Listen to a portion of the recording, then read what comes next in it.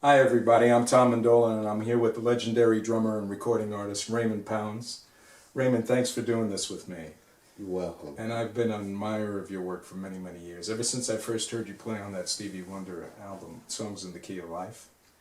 And I've been wanting to do this with you for a long time because I know you have a wealth of information and stories to share with all the drummers out there. Some of whom may not know you, being that they're a couple of generations behind us. But I think this will be a great interview for everybody. Good. Yeah, so I wanted to get a little background on you. You've played, before I go there, you've played with some of the greatest recording artists and artists that have ever lived. Stevie Wonder, Bob Dylan, what was the other guy? Michael Jackson. Michael Jackson. I mean, the list goes on and on, you know. I was just looking at one of Michael's videos the other day, and that must have been such a thrill to record with all these great guys. It really was. Yeah, really. And so I want to get into your story and how you developed your talent and the influences that you've had and basically your journey. So, but where did you grow up? I grew up in Los Angeles. I'm from Michigan, just outside of Detroit, but I came to California when I was 8 years old. So I'm a California boy. Did you start playing before you were 8? No, I didn't start playing drums until I was 13 years old. 13 years old is when I started playing. Wow, okay. So did you come from a musical family? My mother played piano and sang church songs. Well, that's not uncommon. A lot of people have that background. Yeah, nobody really played instruments in my family, but my brother, he played jazz all the time. He had a whole bunch of very good jazz records, and from the time that I was 6 years old, I'm used to listening to jazz and all kinds of music, actually. Yeah. So, when did you start listening to music? When did you start hearing the rhythms in the music? At what age? When I was 8 years old, my brother had a record. It was a compilation. And it had Cannonball Adderley, it had a Dinah Washington. But what I remember about that MRC label, it was blue. And it had a song on there by Cannonball Adderley called "The Song Is You." And I have it in my library today. But that's what I started liking. So, when you were a child listening to this music, when did you become aware that there was rhythm going on, that you were actually hearing what was being played rather than just having music in the background? When I was a 5th grader, I visited some relatives in Texas, and an older cousin was an Ahmad Jamal fan. And he played Poinciana, the live version from, and I heard Vernell Fournier, and I fell in love. I said, "Oh wow!" And we spent 2 weeks in Texas, and my cousin had maybe 10 or 12 Ahmad Jamal albums. So when I came back to Los Angeles, I was 8 years old. I went and I saved my little pennies and I bought that album. Wow. Great. So that was when it started for you. That's when it started. So what was your first instrument? I tried to play the piano because we always had a piano in the house. So I tried to play boogie woogie on the piano. And that's what I started. How did that lead to drums? My brother had a friend that played guitar, and so my brother took a Fender bass, and they were going to try to start a group, and they had a drummer come over to the house where they rehearsed. It was a guy named Junebug. Junebug had a drum set, and I was watching as they would come over and they would rehearse about three times a week. And I watched Junebug, and he played boom, pa boom, boom, pop, boom, boom, pop, boom, boom. And I said, oh, let me try that. That's the first beat that I learned on drums. Boom, pop, boom, boom, pop, boom, boom, pop, boom, boom, boom, boom, boom, boom. And I just kept watching. After about 2 months, I was as good as Junebug. And so after that, my brother had a friend around the corner who was an upright bass player named Richard Taylor. And I used to go to different neighbors' house and listen to their record collection. Richard Taylor had the largest record collection. And I went to his house almost every day, listening to whatever he had. Eric Dolphy, Miles Davis, anything. John Coltrane, and I listened and listened. And when Richard saw me trying to play drums, and he started taking me to jam sessions with him. Oh, wow. When I was 13 years old, he would take me to a jam session that he would attend at somebody's house. And at the end of the jam session, they would let me play. And I would emulate and copy whatever the drummer was doing. And I had a natural ability. I had a natural feel for drumming. Right. And I copied whatever I see a guy do, I could do it. You know? Not to say I could emulate everyone, but the guys that I was watching play, their level of expertise wasn't that great. So I was able to basically pick up what they did.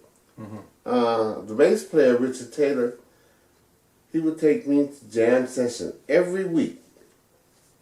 And after about 2 months of that, he discovered that I couldn't read music. He put a chart in front of me and said, do you know what this is? And I didn't know a quarter note from a half note. I didn't know a quarter rest. I didn't even know what a rest was. So when he discovered that I was illiterate, I couldn't read music, but I had natural talent, he said, you need to learn how to read.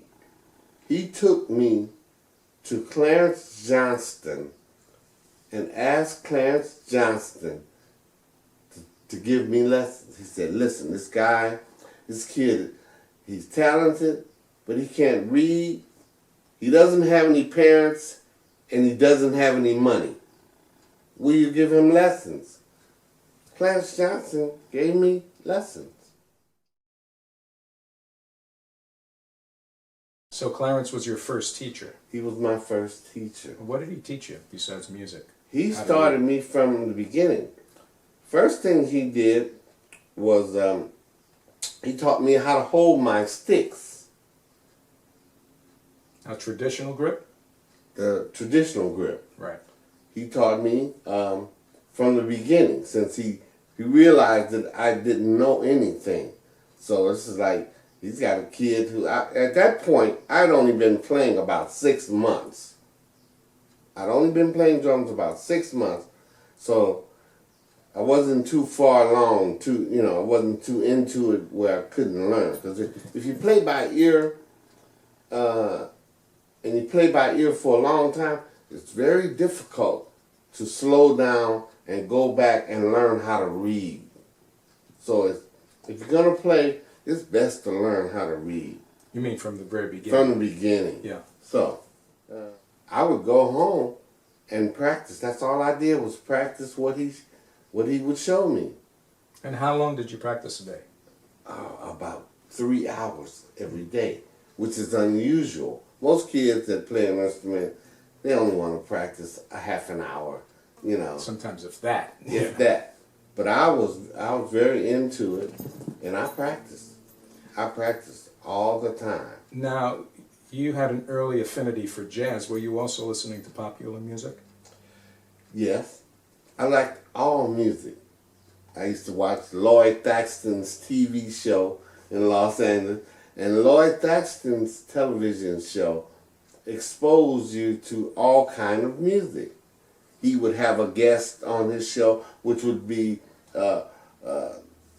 Brazil 88, I'm sorry, Brazil 66, Sergio Mendes. Next week, he'd have Ferranti and Teicher playing the piano. He would have some jazz guy, playing a saxophone. So I was exposed to all kind of music, and I liked it. So did you find it easy to learn how to read music at first, or was it very difficult for you? no, because the teacher, Clarence, was so good. He taught you step by step, one thing at a time. First his first lessons were with quarter notes, actually. It would be quarter note lessons. Quarter notes with the left hand. Quarter notes on the next line of the little book that he had for me. And the right hand. Then left and then right. And he taught me that. And he also, the first book he would introduce you was William F. Ludwig's Drum Instructor. I remember that. That book taught you your basics. Taught you all the notes, the rest, all the musical terminology was in this book. So that helped you become a sight reader later on for the studio. Right. And because of my, because I practiced a lot, anytime I went to a lesson once a week, when Clarence sent me home with a lesson, man, I practiced all week. When I came back to him, I'm moving at a pace that is much faster than any of his students because they only practice a half an hour a day. He must have loved it. He loved it because I went home. If he said practice this a half hour, I'm going to do an hour and a half on it.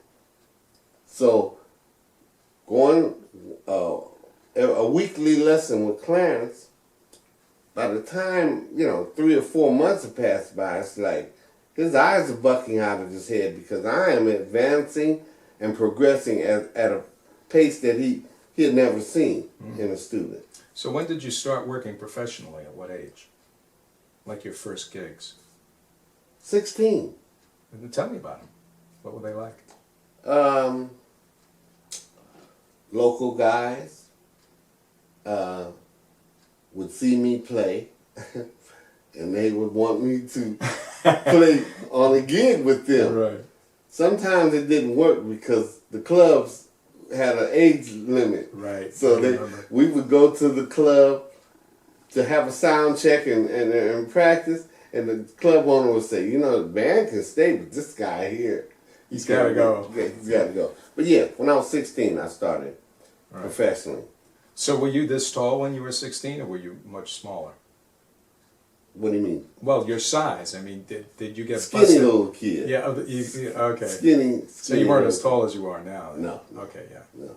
All right. So as I understand it from our conversations before, you started to break into better gigs around 17, 18, around that age? Yes. And who were some of the people that helped you along? Well, the big gig I got was with Don Ellis Orchestra. Yeah, how did that happen? Don Ellis, well, part of the story that I left out, in the 60s, there was a music school called Grant's Music Center. And it was on Venice Boulevard near Arlington. Grant's Music Center gave lessons on all the instruments. It also had a rehearsal hall, and this was for basically black musicians. So all the best black musicians in Los Angeles came to Grant's Music Center. If John Handy came to town, that's where he rehearsed.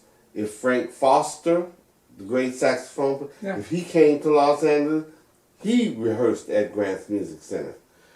On Saturday afternoon, Grant's Music Center had a big band with all the professional guys in town.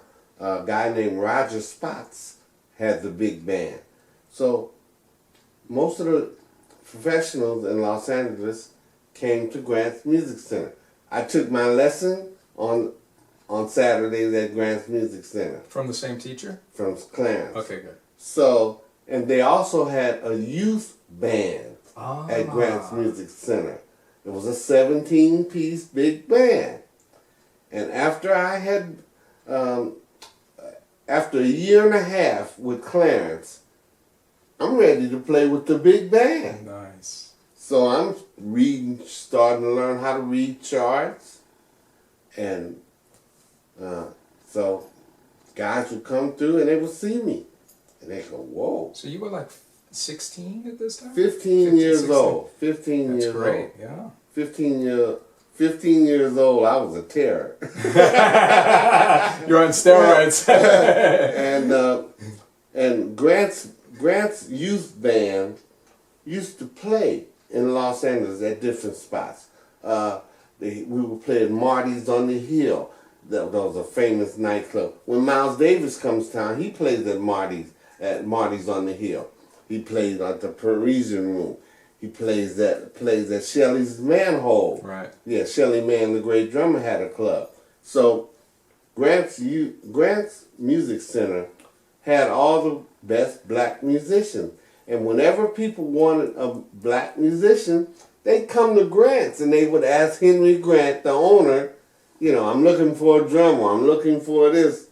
That's how I got in Don Ellis's band. Now you said something which kind of rung to me. What people would come to look for a black musician rather than just a great musician? Craig Huntley was a piano player who was a white piano player, and he was 14, so he was wow, it was wow. You see a young kid that's 13 years old playing jazz, then that's really remarkable. Everybody wants that. So Craig Huntley wanted a black bass player and he wanted a black drummer, to join his band. So whoever needed black musicians, that's where they came. That was an interesting time too, because that was around the time of the Civil Rights Act, or right before it. Mm-hmm. Because that didn't come through, I think, until like 66, 67. Yeah, So, right. yeah. And then the Voting Rights Act. So interesting. So that must have been a great melting pot of wonderful musicians there. Definitely was. All the best guys would come to Grant's Music Center. When Elvin Jones came to town, he visited Grant's Music Center. When Roy Haynes came, everybody came to Grant's Music Center. So how did Don Ellis pick you up? He called Henry Grant at Grant's Music Center and says, I need a black drummer. You got any guys that you could recommend? Henry Grant really liked me. So he sent me Beautiful. to Don Ellis. And see, I could read. By the time I'm 15 years old, I can really read. Because Don Ellis he was famous for having odd time signatures. Right. 5/8, 7/4, 3.5/8, 15/8, 11/8, 9/8. So what was that like when you first saw those charts? I really had no fear because I could read. I had done my lessons with Clarence. I was still taking weekly lessons from Clarence and advancing. But by the time I'm 15 years old, man, I could really read. I could sit with a big band or with a band. They put the chart in front of me. I look over the chart, and I play. Well, I know you were a great reader. Now, how did you develop your groove in your time? Because it's one thing to be a great reader, but some guys can read really well, but they don't make the drum set articulate, even though they're great readers. What I did was listen to a lot of records. You listen to the jazz station, 105, was the big jazz station in Los Angeles. So you listen to that. But you go to everybody's house who has a record collection, and you spend hours listening to records. You listen over and over. Granted, I got that, but did you ever work with a metronome and you know, work with, because I know how good you are with the click track to be in the studio. You know, I did not work with a metronome because back in the day, metronomes were like a wind-up clock. Yeah, and they varied. Yeah. And no, not so much that they varied. You can't hear the bad boy. You can't hear it when it's going tick tock, tick tock. Well, you start playing and you drown it out. But by practicing the way Clarence had me practice, repetition. Mm-hmm. So that made you have control. That made you have good time, steady time. Mm-hmm. Because if you're practicing a single stroke roll or you're practicing swing rhythm, ting, ting, ting, ting, ting, well, you don't come into your drum set and practice for 5 or 10 minutes. You got to do it a whole half an hour without stopping. You play ting, ting, ting, ting, ting, ting, ting. Yeah, like you're doing a show or something. Yeah, right. And you don't stop. Well, at first, your arms get kind of tired after a while. Yeah. So you don't stop. You just slow the tempo down. And when your muscle soreness goes away, you pick the tempo back up. So by practicing a long time and gaining control of your instrument, that allows you to keep good time. So I get this concept of how much you drill the reading, but I know from personal conversations with you and from, you know, playing, you know, different gigs and talking about guys who rushed and who dragged. How did you develop that really excellent sense of being able to feel when somebody's slightly ahead or dragging a little bit? And because I know you know it, you're very sensitive to that. I don't know if that just came from practicing reading. How did you become aware of that? Well, I used the jazz station 105 in Los Angeles. My brother had a nice radio with good speakers.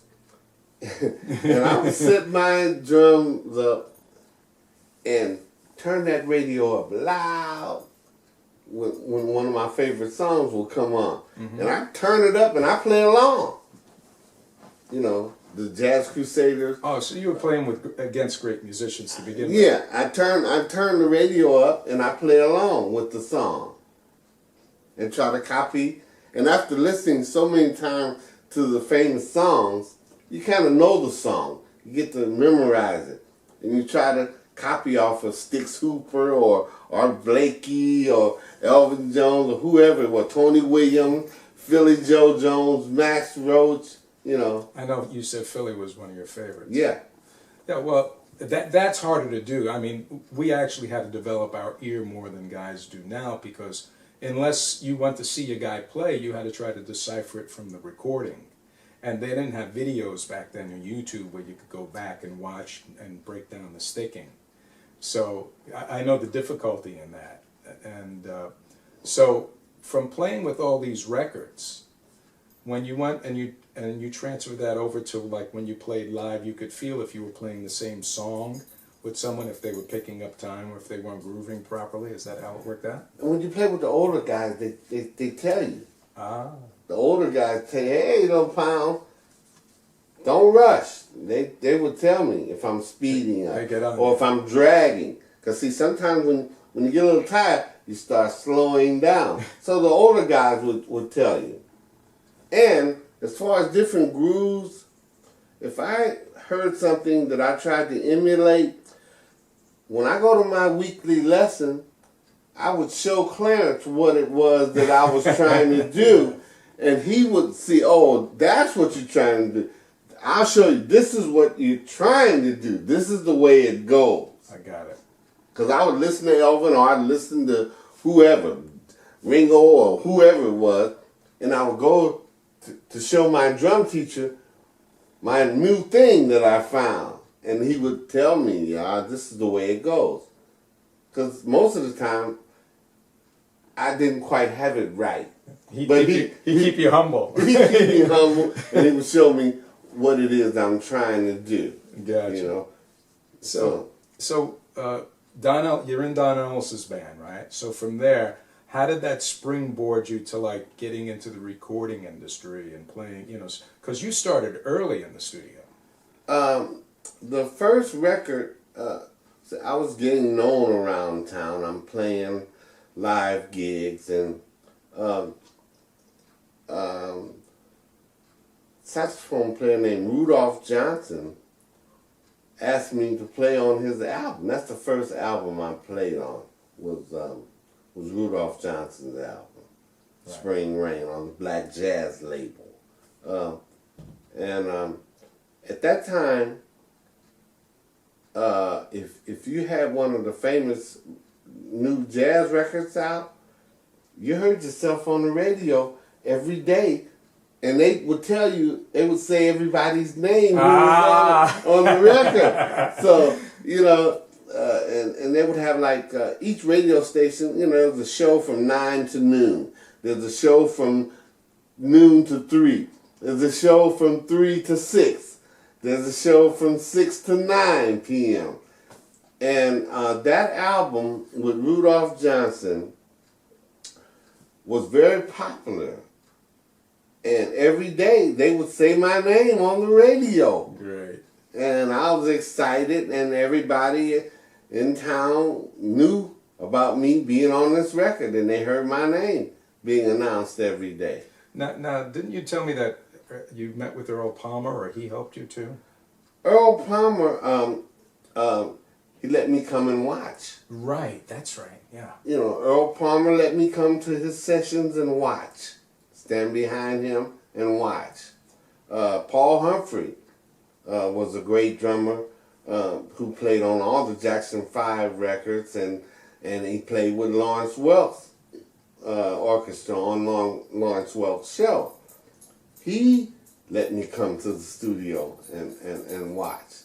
And see, I used to, when I see one of these guys, I go and ask, I beg, can you show me? Can I come over and practice with you? Can I come to your session and watch how you do it? Can I see, you know? And I kind of thought I could handle it, so I would say, can you recommend me for a session that you can't make? And they go, huh? They'd ask me, well, you need to come to the session with me and watch and see how it's done. And then maybe. That must have been a great experience. Yeah, I watched Earl Palmer. I watched Ralph Humphrey, Paul Humphrey, I'm sorry. And that's what I would do. So how did you get going, like, you know, how did you break those barriers to get into that scene and eventually record with Stevie Wonder? After Stevie really was my first big gig. How old were you? I can't count. 1974. Okay. That's when I got in. It's about 23. Yeah. Yeah. So, how did you get that gig? You know, they say, sometimes they say it's not what you know, but who you know. Well, I changed it up a little bit. It's not only what you know, but it's also who you know. So it's who you know and what you know. Because knowing someone, you have to be ready when the opportunity is there. So I was playing with the J.J. Wiggins Trio. J.J. was a 10-year-old boy who could play the upright like Ray Brown. Wow. And he had a trio. And this comes from Grant's Music Center. So I played with the J.J. Wiggins Trio. And a 10-year-old bass player, that was a sensation. So we got to open for people. We get to open for the Crusaders at Shelley's Manhole. When Young Hope trio couldn't get along, and so they fell out right in the middle of their engagement at the lighthouse. J.J. Wiggins Trio finished out that engagement. So we used to open for the Crusaders. They kind of took us under their wing. And so Hugh Masekela was friends with the Crusaders. So when Stevie Wonder said he was looking for a new drummer, he asked Hugh Masekela, "Hey man, I'm looking for a new drummer. You know anybody?" Hugh Masekela asked Stix Hooper of the Crusaders, "Do you know a young drummer? Stevie's looking for a young drummer." Stix Hooper hooked me up with that. And so I went over and auditioned. Now, you told me a funny story when you went up to his house and rang the bell to come in. What happened? Well, first of all, when he called me on the telephone, I was in shock.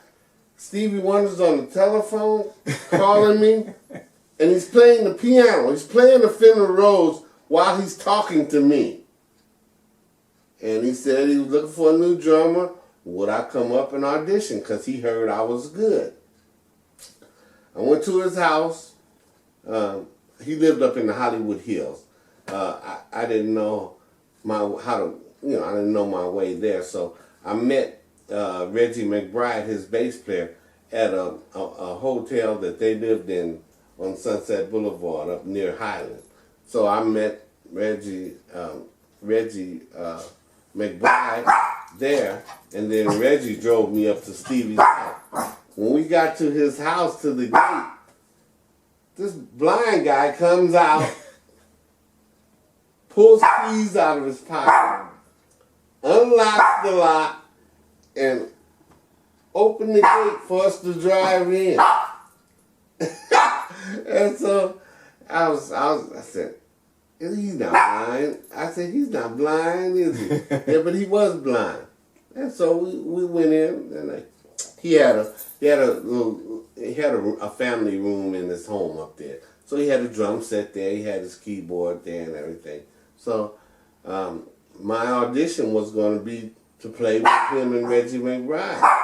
And I was into Stevie Wonder's drumming, because that Innovisions? no, the one talking book. Right. You Are the Sunshine. Yeah.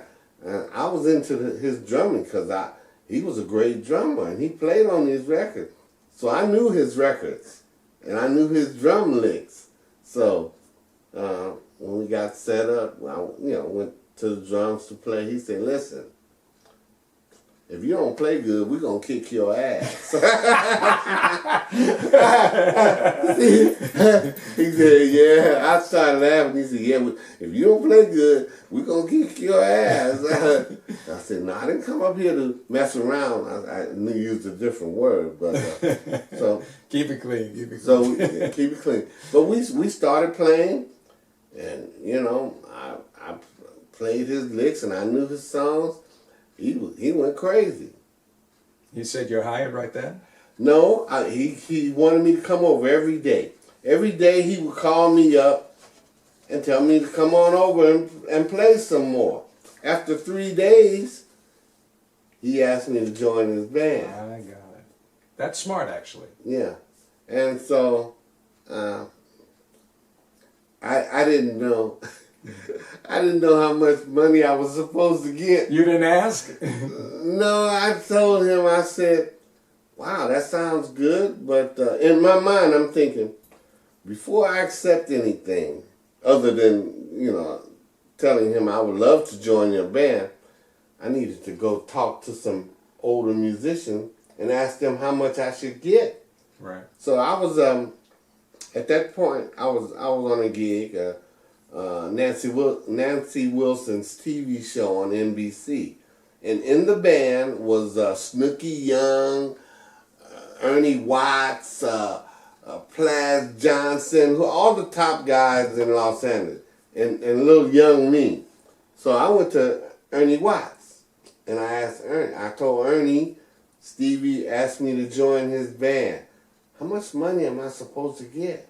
Good question. And so he told me, Ernie told me, and that's how that went. But you know, after I got with Stevie, that that was. Well, you played on a couple #1 records. I mean, that must have been a thrill. That was quite a thrill. I mean, it was I Wish and Sir Duke, and then there was a Contusion. Yeah. You played on that record, correct? Yeah, on side A of the double album. Right. And that, I remember because when I love that album. That's like a landmark album. That's right up there with the Beatles and everybody else. You know? That was the album of the year. Right. And he probably won a Grammy for it too. Yeah, right? won multiple Grammys. So I remember when I first heard Sir Duke, I was like jumping out of my skin. This is great. And then when I got into Contusion, I was like, oh wow, he's doing fusion. Right. You know, because I know he's friends with Chick Corea, and right. you know, at that time Chick had his fusion band, Return to Forever. So it was kind of like, oh wow, man, this is really cool. And I remember practicing to that record to you. Yeah. Going, oh, this is great, you know. But those were great recordings. I Wish as well. I mean, that's a great tune. And he was on one side, and you were on another side on that one. Yeah, 2 drum tracks there. Wow. Yeah. Mm-hmm. That was something. So did he like say you got to play it this way, or you got to play it that way? That's right. He did. He is very particular. Yeah. Sometimes, first he would let you go, and if you were playing what he would like, then he wouldn't say anything. But if you weren't playing what he thought should be played, he would kind of hum the beat to you. And if that didn't get it done, he'd come over to the drums and tell you to get up, and he would sit down and show you. Mm. Now, you didn't mind that, right? No, I didn't mind at all. Sometimes, sometimes he would have you come in and record, and you would record a song or track, they call them, and then the next day, he has replaced me and done the song over. Redid the track, yeah. Yeah, stole my licks and put it on the record. Stole my licks and put it on the record. Well, but, you know, fair exchange is no robbery, because I learned a lot from him. I took some of his beats and some of his, you know, some concepts. The way he, I learned a lot from him. But yeah, he used to do that sometimes. He would have you, he would let you play a song, and he wouldn't say anything. He would say, "Oh yeah, I like that. Do that again," or "Yeah, play that." Next day, he's done it over. Mm. Well, yeah. But I mean, I didn't mind, and it was a battle to get on to play drums on his album or his records, because he played the drums on everything. Mm-hmm. Oh yeah, he did some really cool stuff on his recordings. So before I played on Songs in the Key of Life, I don't think any other drummer was playing with him for a while. There's no other drummer on his record. Once he began producing his own records, and he played drums on everything. The only guy that played on something was a guy named Greg Brown. He played on Superstition. Other than that, all the drums are Stevie Wonder. Did he play? Did he play on Ass? He played on Ass. That's right. Yeah. Greg Brown. So you're hearing yourself now on a #1 hit on the record. That's a huge smash. What did that feel like for you? Very exciting. Yeah. So did that springboard you into more work? Well, was that the catalyst that got you really going in the studio? Well, while I was working with him, I was doing recording sessions with a lot of people. The people wanted Stevie Wonder's drummer on their record. They wanted that mojo. They wanted that groove. People wanted to find out who Stevie Wonder's band and wanted to use them. It was a great band. You know, so Sergio Mendes, he wanted me to play on his records, and he would ask me, show me that rhythm from Stevie on Bird of Beauty. How does he do that? You know, So that's what that was. Quincy Jones. He hit you up to play with Michael, right? Yeah. And some other people. Yeah.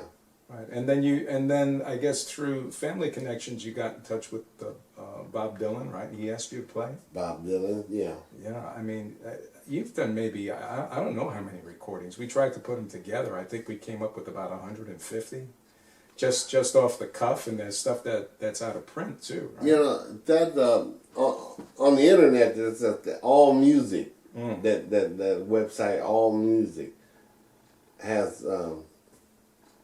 Listed all the records that I've been on, right, as well as everybody else too. Wow, it's a lot. Yeah, it's a lot. But I was doing a lot of albums. I was playing with Blue Mitchell. I was playing with a lot of different artists at that time. Yeah, it's a who's who actually of people in the recording. James industry. Brown. That's right. Slaughter's Revenge, right? Yeah, yeah. Now that he has a history of great drummers behind him too. Yeah. I mean, well, his drummers they are great. They were. Fred Wesley, his trombone player and his musical director, was in Los Angeles. They were getting ready to do the soundtrack album for Slaughter's Big Ripoff, a movie starring Jim Brown. Fred Wesley went around Los Angeles to hear different musicians playing. And he came to hear me play at a club. And a couple of days later, he asked, after he heard me play, I took a break. He asked me my name. He asked me for my phone number. I gave him my number. 2 days later, he calls me up and books me for a session. What was it like working with James? Especially because I know he's very precise with the drums. Well, James Brown didn't know musical terms, and when I came to the recording session, I'm the youngest guy on there. There's David T. Walker on guitar. There's Arthur Adams on guitar. There's Joe Sample. There's playing piano. There's Chuck Rainey playing bass. All these guys are 10 years older than me. I'm 21 or something. These guys are 31, 32. And well, wait a minute. Was this after Stevie? You were recording with James? No, that's before I got with Stevie. Oh, okay. Yeah, I thought it was the other way around. I was doing recordings around town. Okay. Yeah, I didn't know that. Yeah, I did those a bunch of albums before I got with Stevie Wonder. Got it. Yeah. But James Brown's situation was Fred Wesley they wrote charts out, and so it was a big group, a big band actually doing the soundtrack album, and he needed musicians that could read. And Jabo and James' drummers, they are so great. Clyde Stubblefield, yeah. Yeah, but can't read. Ah, see, that coin was a good coin to have in your pocket. They can't read. They need to rehearse. Yeah. And when you're doing recording sessions in the 60s and in the 70s and the 80s, we're not going to have rehearsal. We show up for a recording session. You don't know what kind of music it's going to be. You don't know what it is. You've never heard it, but they put the music in front of you and they expect you to play it the first time and sound like you've been playing it all week. So I played on albums from some of the groups that had a band, but the drummers in the band didn't read. So that's how I got on the session. So Jabo, he's standing behind me on the James Brown album on the session. Jabo was there, and he's standing in back of me.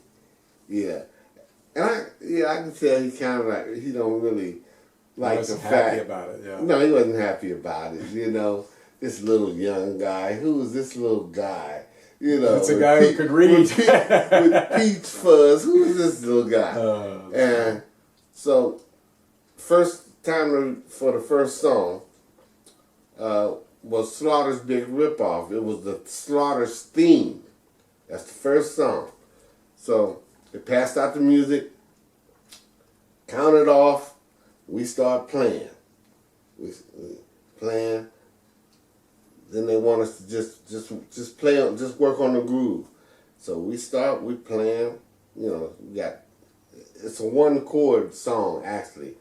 So we could just play the groove, and we're trying to get it, and I'm trying to play what I think is the James Brown beat. And it's really not working. And James came in there and stood right in front of my drum set. And on a session, you don't want to be singled out as being the one that doesn't have your part right. Yeah. James Brown walks out in front of me, and he doesn't know how to. He has no terminology. He can't music. articulate it. He can't articulate. So he's standing in front of me, going, "Give me that thing! Give me that thing!" And I'm getting nervous. I'm sweating. I'm trying to dig in. I'm trying to get the groove. And James said, "Give me that thing!" He's gyrating his body. He's going, "Give me that thing! Come on! Give me that thing!" He said, "Stop." Band stop. I'm sweating. I'm nervous. Jabo standing behind me. And James said, "Jabo, sit down and show him that thing." Jabo sat down and started playing that thing, that groove.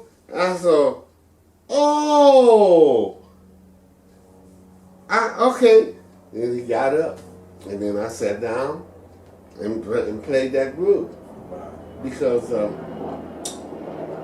Jabo, what he was playing was something that you don't hear on the record.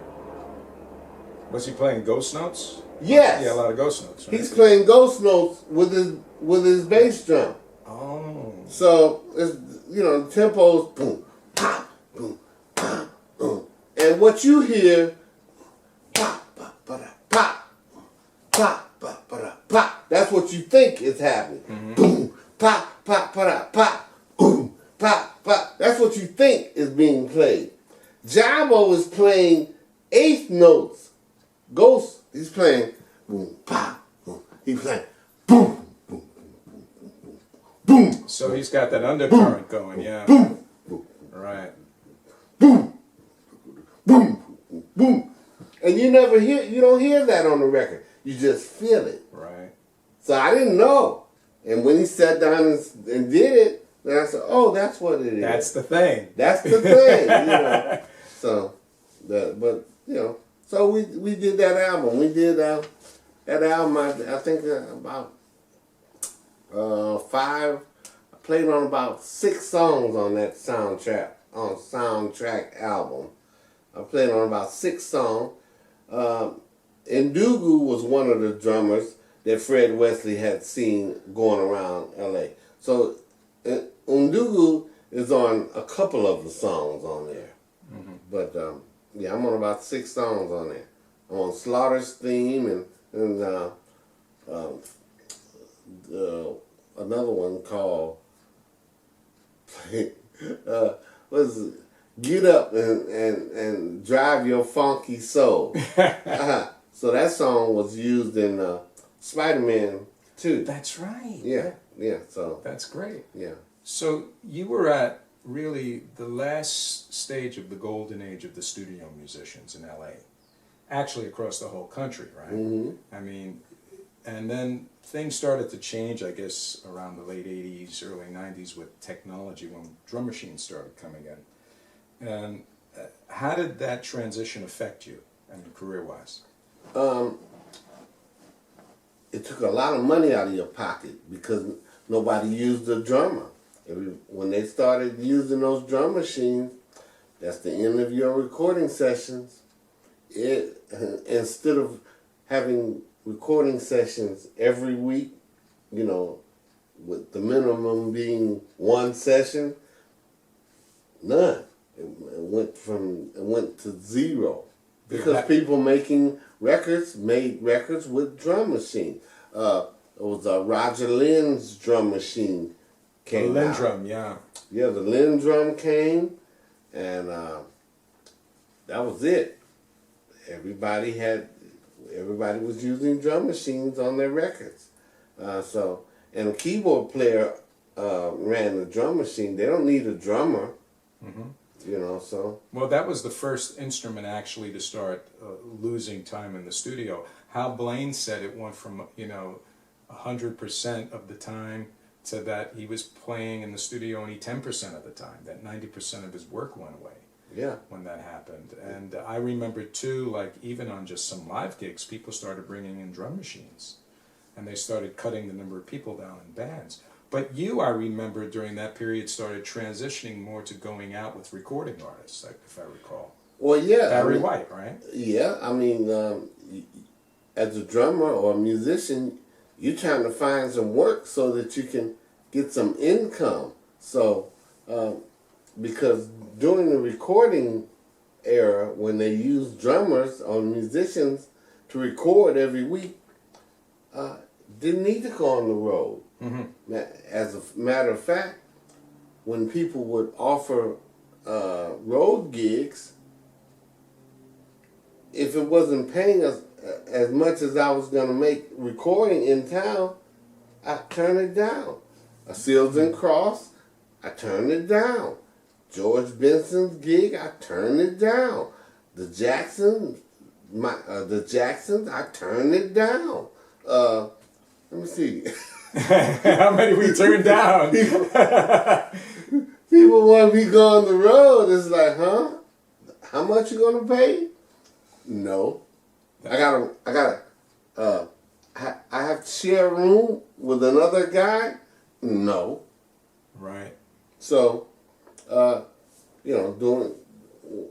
the recording era was happening, you didn't really go on the road.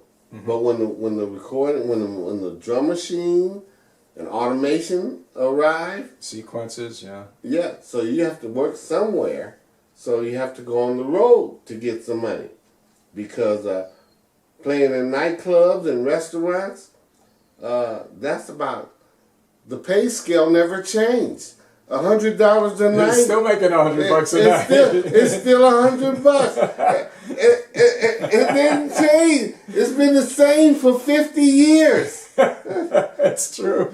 So now, so if you want to play at Spaghettini, or you want to play at the Catalina's, Catalina up there? Yeah. Oh man, $125, $100. If you're lucky enough to be with somebody that's famous, you could play at Catalina's and get more money. You would, if you're Billy Cobham or you're Steve Gadd or Steve Dave Gadd, Wacko. something like that, and you're packing the house, and they're paying $40 to come to see you play. Plus food. And, Then other than that, if you're just playing around Los Angeles or New York, and you're playing at a jazz club, or you're playing at a restaurant, Spaghettini, like I said, all these places. What's that guy? Dave Coz has a Dave Coz room at Spaghettini or what's the Herb Alpert owns a Vibrato. You go to Vibrato, you get $125, and you gotta wait 3 weeks to get it. Yeah, from the contractors. I'm not downing. I'm not talking down on that. But it's true. It's true. It's true. That's the what weight happened. scale. That's what happened. Things change. There's no recording sessions. There are still a few recording sessions, but very few. It's not enough to keep the mortgage intact and everything else. No, you have to find something else. You have to play live. You have to play live gigs. Hopefully, if you could do what we call casuals, you play weddings, or you play at the country club. That's right. Then the pay scale is different. Well, LA is a very tough town to make money in now, because a lot of people play for free to be, for exposure. So it depresses the wage scale. But from friends of mine that live in Florida and up north in Washington or Portland, they have a more of a live scene where they can actually work, 4 to 6 nights a week, but they have to travel around to do it. And by the time, you deduct your expenses and whatnot, I mean, you may bring in $500, $600, $700 a week, depending. Like in Phoenix, some of the guys I talked to there, they make more money, and in Boston they make more money, but they don't work as much sometimes. Things change. Things Yeah. have changed. You got to survive. So you also taught, I know, and you had some very good students, but you were involved in a community center teaching, weren't you? No, I was teaching at Grant's Music Center where I took Okay. where I learned, and I had lessons. I had Clarence Johnston gave me lessons at Grant's Music Center for about 7 years. I studied with Clarence. When he, after 7 years, he said, "Look, I got nothing left to teach you." because nothing I can teach you." And after 5 years at Grant's Music Center, I started teaching there. So Wasn't Clayton Cameron one of your students? Clayton Cameron, I taught him. I'm his first drum teacher. Wow. He speaks fondly of you, by the way. Yeah, I taught him how to hold his sticks, taught him how to read, taught him his rudiments, taught him, taught him everything but except his brush work. I showed him the basic brush work, but Clayton Cameron took brushes to another level that I can't touch. Clayton Cameron, he's the best brush guy. he does things I can dream of doing. Yeah, he's a great player. When he showed me his brush work, I loved it. But at that point, I'm too lazy to practice. I don't want to practice and put in on all those hours to learn another instrument or another technique. So Well, everybody has their thing. I used to practice a long time. I practiced. You're a good brush player. Yeah. You're a good brush player. I learned enough brushes to play the job. Yeah. Yeah. Lay it down. Yeah. Yeah. So how long did you teach there for? I taught at Grant's Music Center about 5 years. Mm-hmm. So do you think drummers now are playing better than they have in the past? Is this a better time for drummers because of the advent of YouTube and whatnot? The drummers of today are so incredible. They're scary. These guys, are they on steroids? How do they play as fast as they play? These guys play so fast and so strong. They are incredible. Today's drummers, and there's so many. I'm kind of glad that I was in the era that I was, because right now there are so many fabulous drummers. The market is flooded. Well, let me ask you this, and this is my observation. Maybe this will ring true for you. It used to be, before we had these tools like we have today, the internet and the availability to post all these videos and whatnot. Like I said earlier, you had to go and watch a guy, or you had to figure it out by listening, right? And a lot of the times, a certain technique, like let's say the molar technique, or whatever technique you were being taught, how to develop your fingers, how to develop your wrists, that was handed down from teacher to student, was handed down. You had to go study with the guy who could teach that specific technique. Nowadays, it's all over the internet. So if you can't learn now, shame on you. Mm-hmm. Because you have access to everything. You can see every drummer in the world play. You can see him demonstrate his technique. Drummers of the past that you've never seen play, you can go right on YouTube and you can pull up and watch everybody play. Mm-hmm. All the techniques that are available to be learned are on the internet. You can go on and learn everything quickly. Back in the day, every 3 weeks somebody would come to town and you could see. Art Blakey come to town, he's going to be here 2 weeks. And you might not see him again for another 2 years.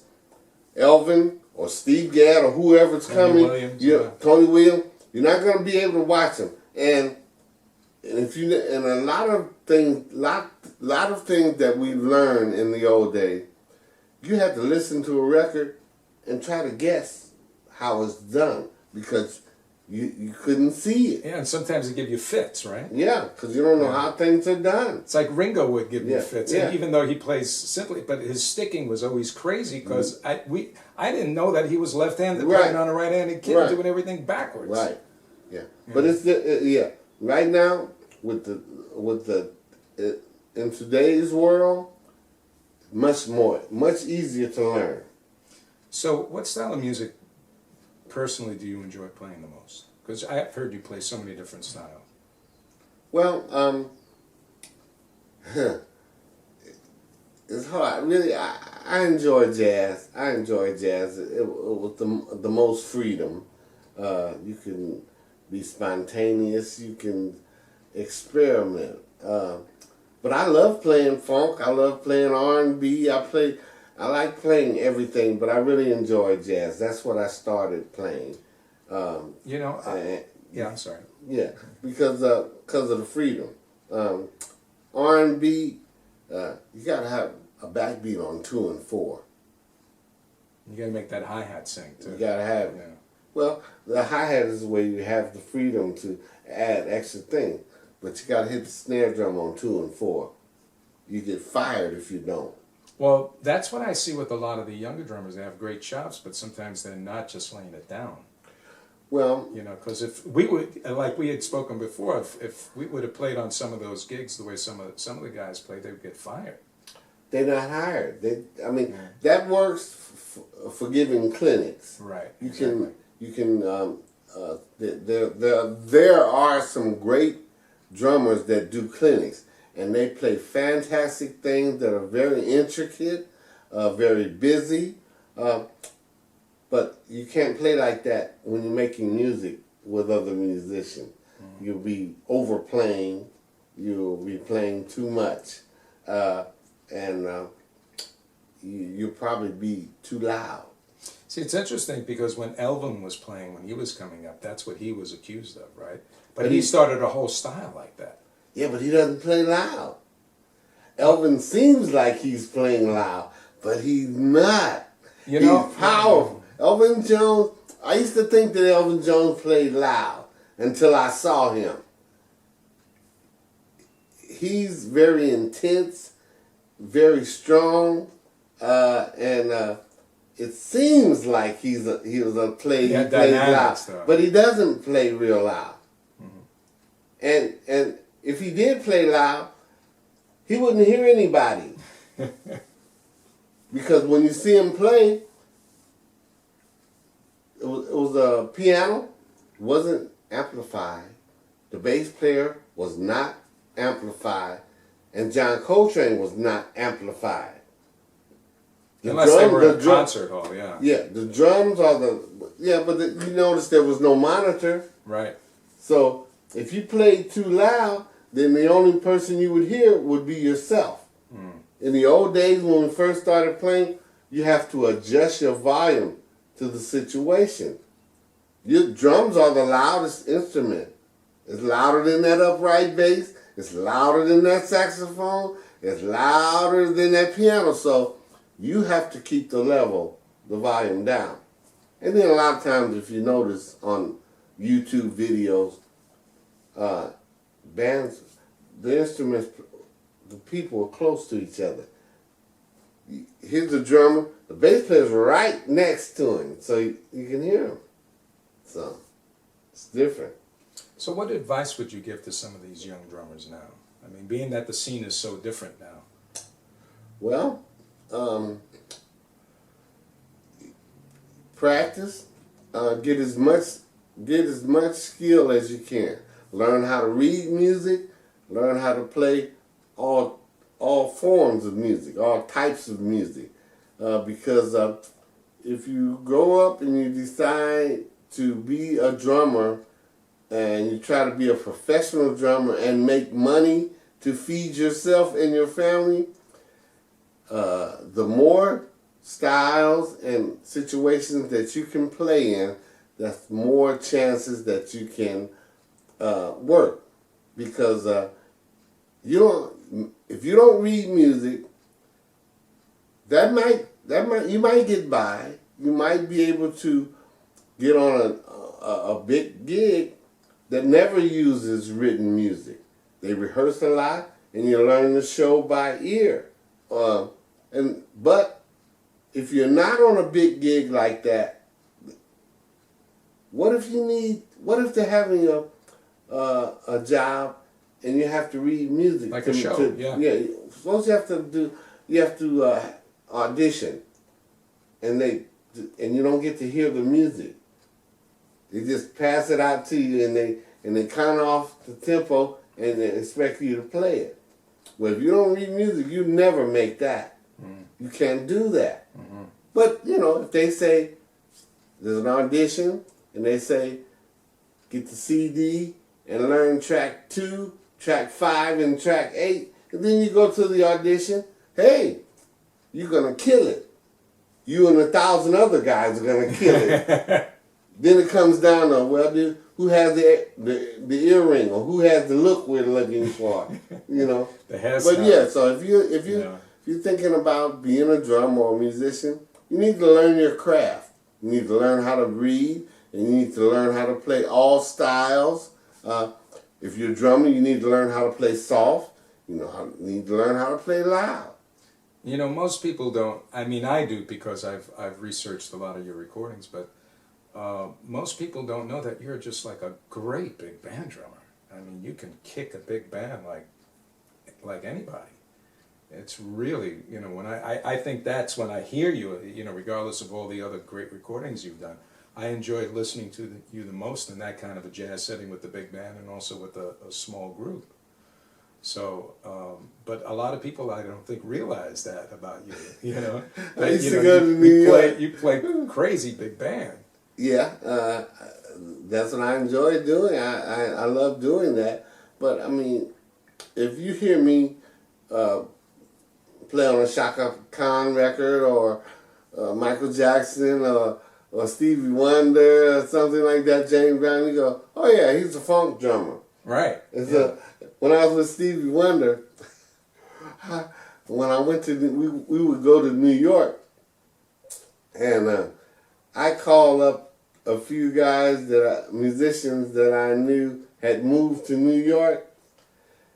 They kind of shied away from me because they thought I was only a R&B drummer. They didn't want to bring me around the jazz scene. Uh-huh. They were kind of ashamed of me. They didn't because they thought I didn't know how to play jazz. But didn't you prove a few people wrong as you were coming up? They didn't think you could read and Oh yeah, when I went to audition to get in Los Angeles City College, back when I was coming up, there was a myth that black musicians didn't read. So at LA City College, every semester, when they would have auditions for the big band, the A band and the B band, black guys didn't make it because they couldn't sight read music. So when I went to LACC and I auditioned to get in that class, they looked at me and they laughed and they thought that I couldn't read. And they I put the music in front of me and I chewed it up and spit it out.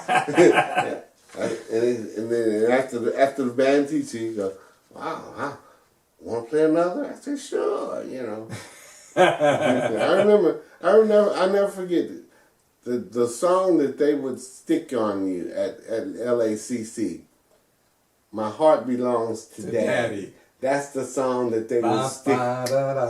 But what they did, they had their arrangement from Latin to swing.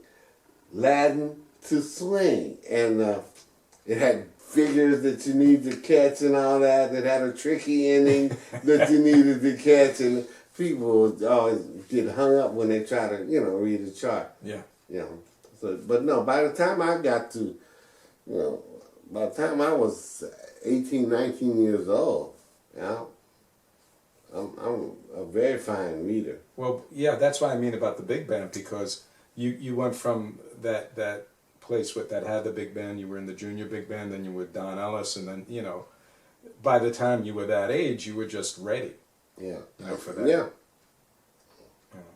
Yeah, that reading and having a good teacher to teach you all style, I was blessed with that, you know. So teachers are important then. It's teacher is for younger important. drummers, I could imagine if you learn how to play the drums or an instrument without a good teacher and you end up being a good player, you must be a genius. and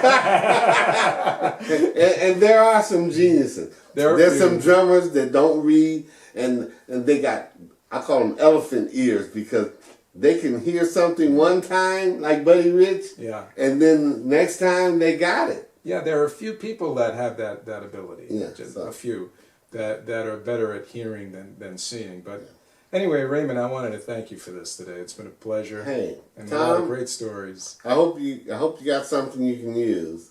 Yeah. Yeah, we got a lot. I think a lot of people appreciate things you had to say. Great. All right. Thank you. All right. All right, Raymond. See you, folks. Good luck to all of you drummers trying to make it.